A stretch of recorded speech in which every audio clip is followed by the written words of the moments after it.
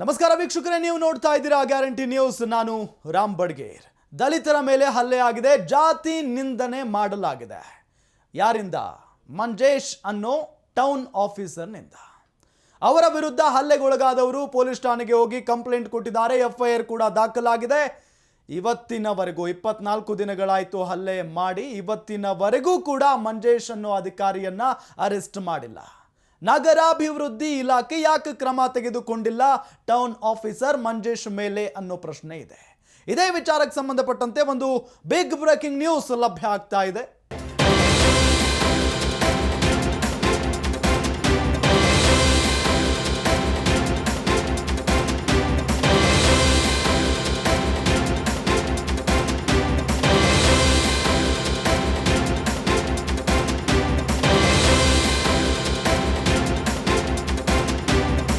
ಇನ್ನೂ ಸಸ್ಪೆಂಡ್ ಆಗಿಲ್ಲ Anekal town planning officer Manjesh.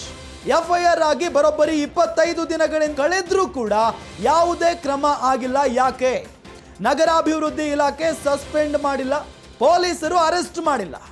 ಜಾತಿ ನಿಂದನೆ ಆರೋಪದ ಮೇಲೆ ಮಂಜೇಶ್ ಮತ್ತು ಗ್ಯಾಂಗ್ ಮೇಲೆ ಎಫ್ಐಆರ್ ದಾಖಲಾಗಿದೆ. ಆದರೂ ಕೂಡ ನಗರಾಭಿವೃದ್ಧಿ ಇಲಾಖೆ ಸಸ್ಪೆಂಡ್ ಮಾಡಿಲ್ಲ, ಪೊಲೀಸರು ಅರೆಸ್ಟ್ ಮಾಡಿಲ್ಲ. ಕಳೆದ 25 ದಿನಗಳಿಂದ ತಲೆಮರೆಸಿಕೊಂಡು ಓಡಾಡ್ತಾ ಇದ್ದಾರೆ ಜಂಟಿ ನಿರ್ದೇಶಕ ಮಂಜೇಶ್.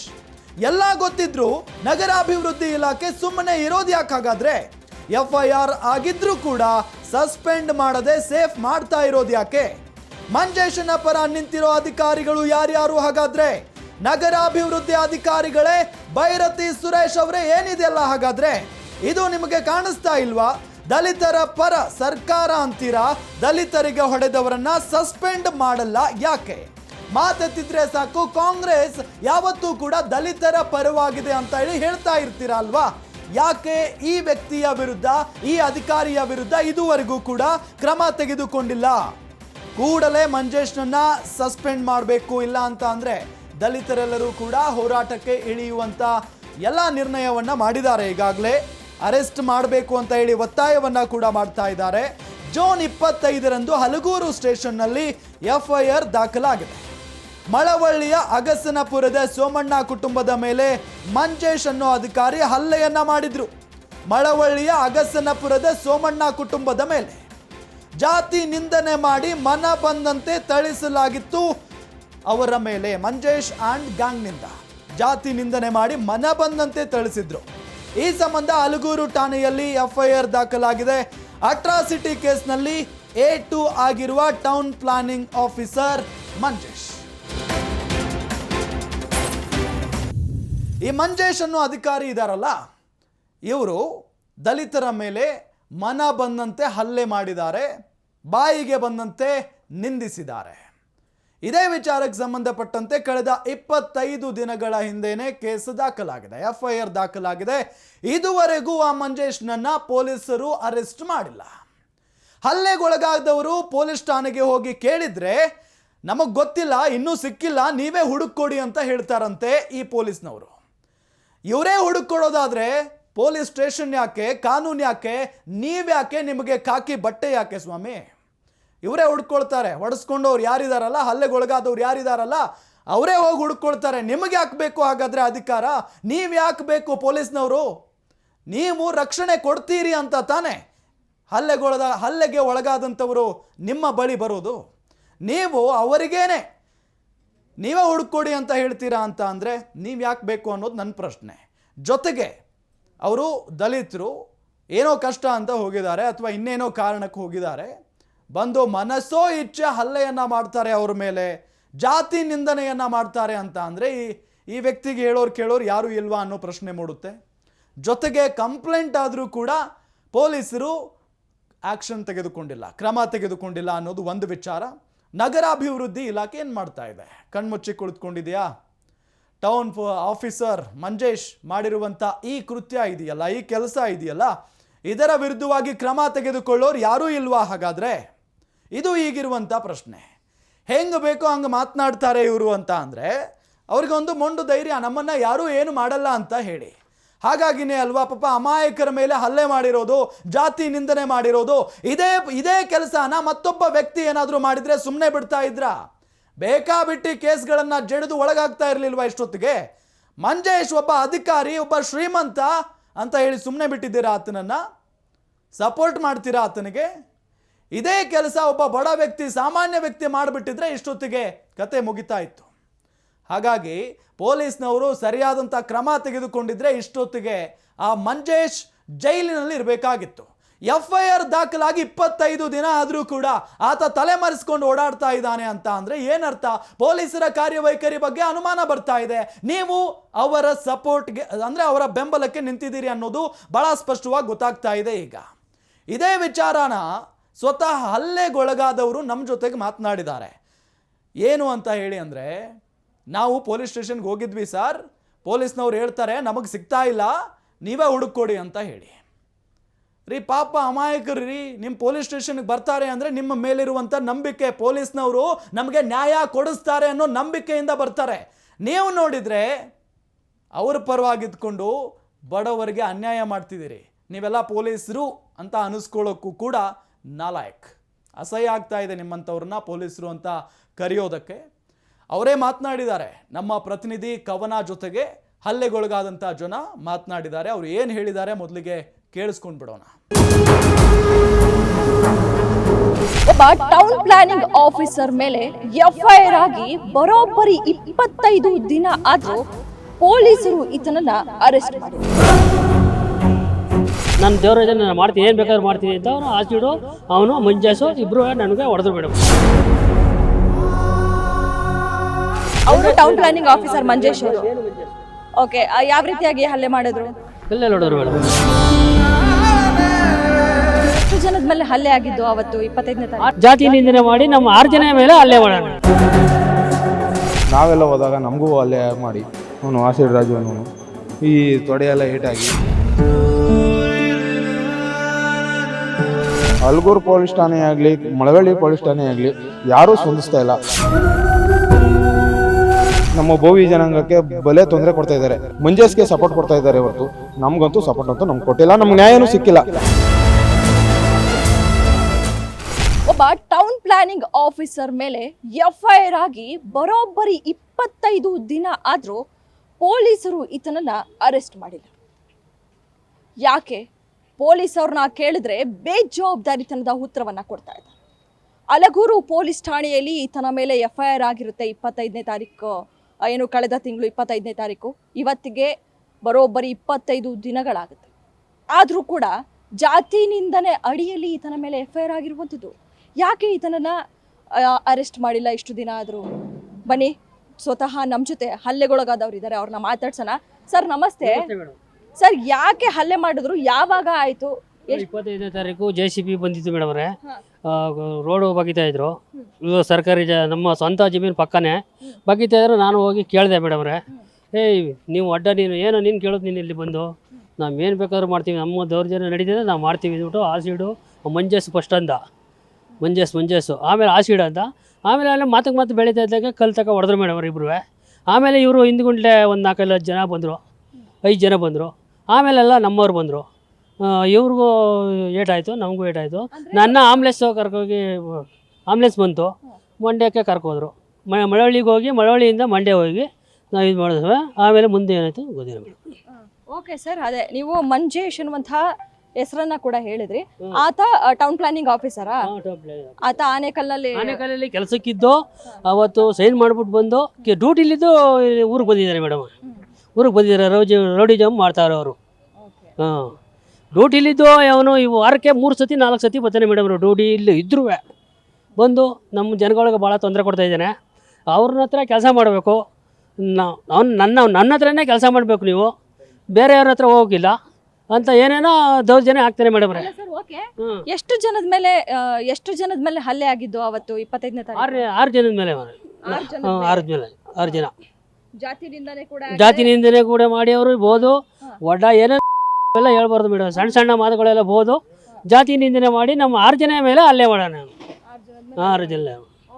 ಓಕೆ. ಮತ್ತೊಬ್ರು ಕೂಡ ನಮ್ಮ ಜೊತೆ ಹಲ್ಲೆಗೊಳಗಾದವ್ರು ಇದ್ದಾರೆ 6 ಜನದಲ್ಲಿ. ಈಗ ನಮ್ಮ ಜೊತೆ ಇಬ್ರು ಇರುವಂಥವ್ರು, ಬನ್ನಿ ಅವ್ರನ್ನೂ ಕೂಡ ಮಾತಾಡ್ಸೋಣ. ಸರ್, ಯಾವ ರೀತಿಯಾಗಿ ಏನಾಯ್ತು ಅವತ್ತಲ್ಲಿ? ಕರೆಕ್ಟಾಗಿ ಏನು ಅಕ್ರಮವಾಗಿ ಟ್ರಂಚ್ ಹೊಡಿಸ್ತಾ ಇದ್ರ, ಏನ್ ಕತೆ? ಅವರು ಮೇಡಮ್, ಅವರು ನಮ್ಮ ಸೋಮಣ್ಣ ಅನ್ನೋರು ಅಗಸನಪುರದವರು, ಅವರು ನಮ್ಮ ಮಾವನೇ ಆಗಬೇಕು.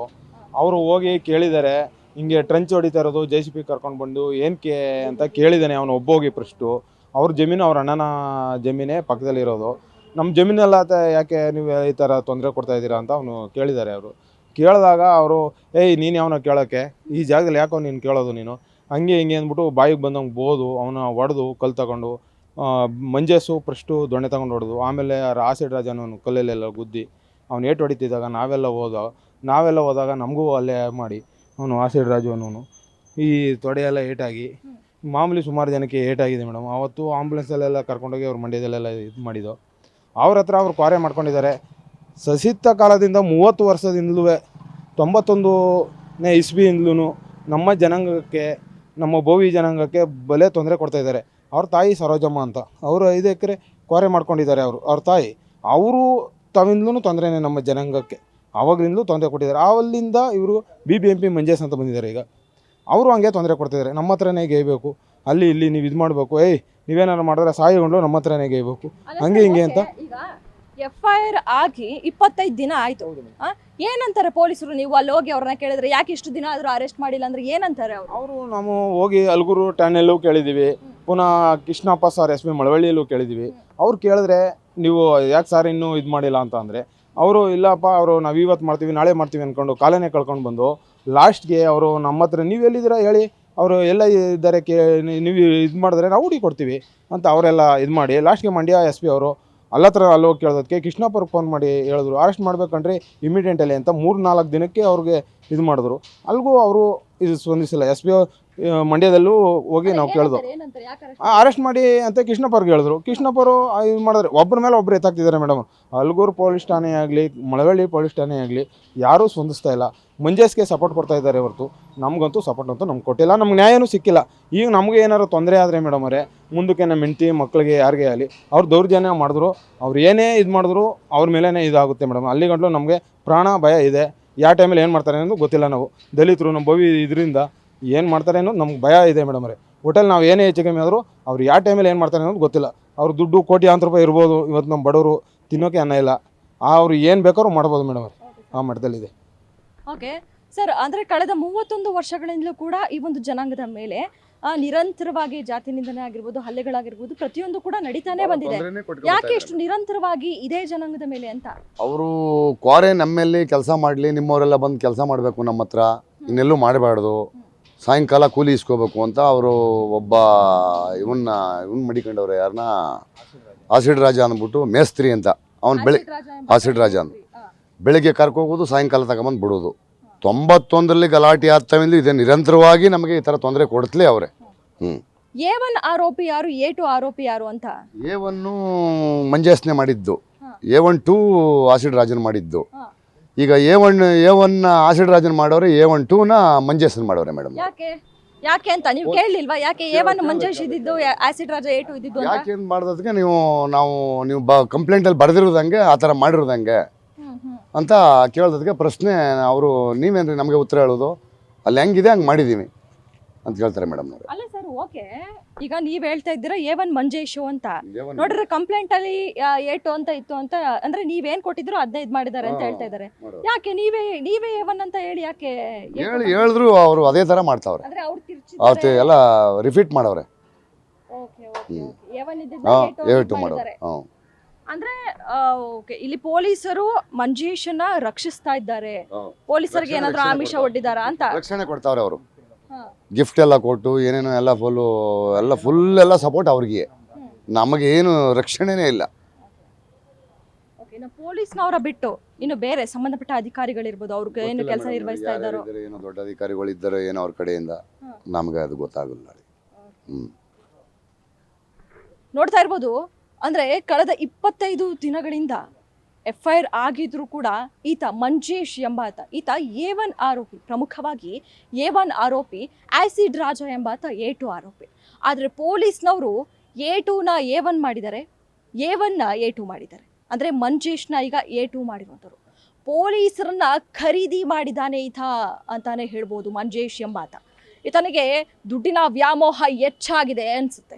ಪೊಲೀಸರನ್ನೇ ಖರೀದಿ ಮಾಡೋ ಅಷ್ಟು ದೊಡ್ಡವರಾಗ್ಬಿಟ್ಟಿದ್ದಾರೆ ನೋಡಿ. ಸರ್ಕಾರಿ ಜಾಗದಲ್ಲಿ ಅಕ್ರಮವಾಗಿ ಟ್ರಂಚ್ ಹೊಡಿಸ್ತಾ ಇದ್ರೆ ಪಾಪ ಇವರು ಹೋಗಿ ಕೇಳಿದ್ರೆ ಇವರ ಮೇಲೆ ಜಾತಿ ನಿಂದನೆ ಮಾಡಿ ಹಲ್ಲೆಯನ್ನ ಮಾಡಿ ಈತ ತಪ್ಪಿಸ್ಕೊಂಡು ತಲೆ ಮರೆಸ್ಕೊಂಡು ಓಡಾಡ್ತಾ ಇದ್ದಾನೆ. ಆರಾಮಾಗಿ ಡ್ಯೂಟಿಗೂ ಕೂಡ ಬರ್ತಾರೆ, ಯಾವುದಾದ್ರು ಫೈಲ್ಗೂ ಕೂಡ ಸೈನ್ ಹಾಕಿ ಹೋಗ್ತಾ ಇದ್ದಾರೆ. ಪೊಲೀಸರಿಗೆ ಆಮಿಷ ಒಡ್ಡಿ ಪೊಲೀಸರನ್ನ ಖರೀದಿ ಮಾಡಿದ್ದಾನೆ ಈತ. ಏನು ಓಕೆ, ಪೊಲೀಸ್ನವರು ತಲೆ ಕೆಡಿಸ್ಕೊಂಡಿಲ್ಲ. ಇನ್ನು ನಗರಾಭಿವೃದ್ಧಿ ಇಲಾಖೆ ಏನ್ ಮಾಡ್ತಿದೆ ಅಂತ, ಏನು ಅಲ್ಲಿ ವರ್ಕ್ ಮಾಡ್ತಿರುವಂತಹ ಅಧಿಕಾರಿ ಮೇಲೆ FIR ಆಗಿದೆ ಅಂತ ಅಂದ್ರೆ ಖಂಡಿತವಾಗ್ಲೂ ಅಲ್ಲಿನ ಇಲಾಖೆಗೆ ಗೊತ್ತಿರುತ್ತೆ, ಏನೋ ಮಾಹಿತಿ ಬಂದಿರುತ್ತೆ. ಆದ್ರೂ ಕೂಡ ನಗರಾಭಿವೃದ್ಧಿ ಯಾಕೆ ಏನು ಕ್ರಮವನ್ನ ಕೈಗೊಂಡಿಲ್ಲ? ಪೊಲೀಸ್ ಅರೆಸ್ಟ್ ಮಾಡ್ಲಿ ಅಂತ ನಗರಾಭಿವೃದ್ಧಿ ಕಾಯ್ತಾ ಇದೆಯಾ ಅಂತ? ಯಾಕೆ ಕಳೆದ 25 ದಿನದಿಂದ ಏನು ಇವ್ರ ಮೇಲೆ FIR ಆಗಿತ್ತೋ 25 ದಿನದಿಂದಲೂ ಕೂಡ ಇವರು ಕೆಲಸಕ್ಕೆ ಹಾಜರಾಗಿಲ್ಲ. ಯಾಕೆ ಹೋಗ್ತಾರೆ? ಭಯ ಇರುತ್ತೆ. FIR ಆಗಿದೆ, ಕೆಲಸಕ್ಕೂ ಕೂಡ ಹೋಗಿಲ್ಲ. ಯಾಕೆ ಈತ ಕೆಲಸಕ್ಕೆ ಬರ್ತಿಲ್ಲ? ಯಾಕೆ ಈತನ ಮೇಲೆ FIR ಆಗಿದೆ? ಯಾಕೆ ಈತನನ್ನ ಈಗಲೂ ಕೂಡ ಅರೆಸ್ಟ್ ಮಾಡಿಲ್ಲ? ಈತ ನಮ್ಮಲ್ಲಿ ಇದ್ದಾರೆ, ಈ ಒಂದು ಇಲಾಖೆಯಲ್ಲಿ ಕೆಲಸ ಮಾಡ್ತಾ ಇದ್ದಾರೆ, ಈತನ ಮೇಲೆ ಯಾವ ರೀತಿಯಾಗಿ ಕ್ರಮವನ್ನ ಕೈಗೊಳ್ಳಬೇಕು ಅಂತ ಕೂಡ ಅಲ್ಲಿನ ನಗರಾಭಿವೃದ್ಧಿ ಇಲಾಖೆಗೂ ಕೂಡ ಇದ್ರ ಬಗ್ಗೆ ಅಷ್ಟೊಂದು ಏನು ಇಂಟ್ರೆಸ್ಟ್ ಇಲ್ಲ.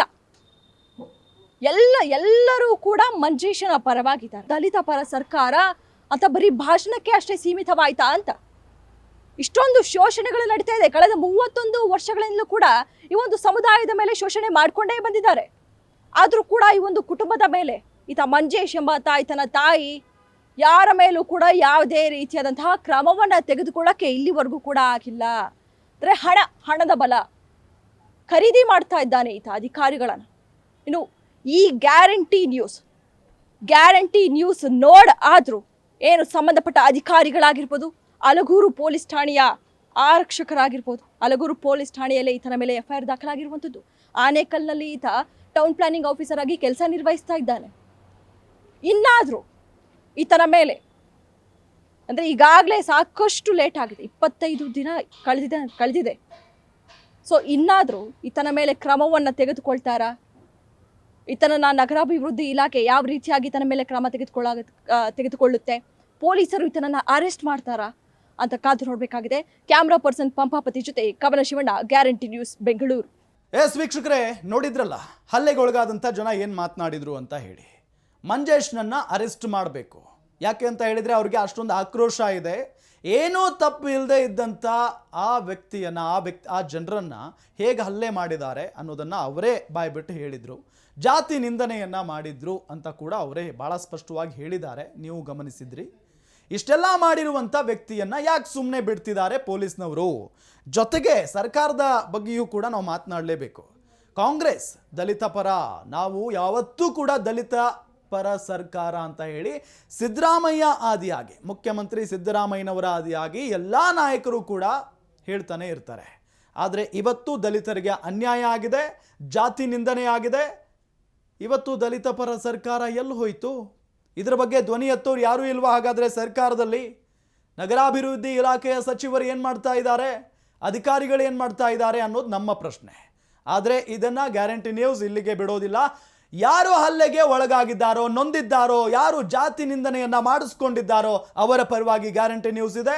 ಜೊತೆಗೆ ಈ ಸೊಕ್ಕಿನ ಅಧಿಕಾರಿ ಏನಿದಾರಲ್ಲ ಇವರ ವಿರುದ್ಧವಾಗಿ ಗ್ಯಾರಂಟಿ ನ್ಯೂಸ್ ನಿಲ್ಲುತ್ತೆ. ಜೊತೆಗೆ ಸರ್ಕಾರ ಇದರ ಬಗ್ಗೆ ಯಾವಾಗ ಆಕ್ಷನ್ ತೆಗೆದುಕೊಳ್ಳುತ್ತೆ ಕಾದ್ ನೋಡೋಣ. ಜೊತೆಗೆ ಸರ್ಕಾರದ ಗಮನಕ್ಕೂ ಕೂಡ ನಾವು ಈ ವಿಚಾರವನ್ನ ಮುಟ್ಟಿಸ್ತೀವಿ. ನೋಡ್ತಾ ಇರಿ ಗ್ಯಾರಂಟಿ ನ್ಯೂಸ್. ಗ್ಯಾರಂಟಿ ನ್ಯೂಸ್, ಸುದ್ದಿ ಖಚಿತ, ನ್ಯಾಯ ನಿಶ್ಚಿತ.